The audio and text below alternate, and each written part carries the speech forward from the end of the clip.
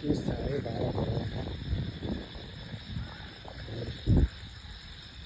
मेघ की आवाज़ आ रहे होंगे,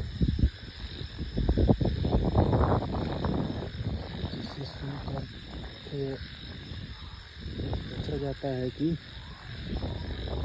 बारिश होने वाला है।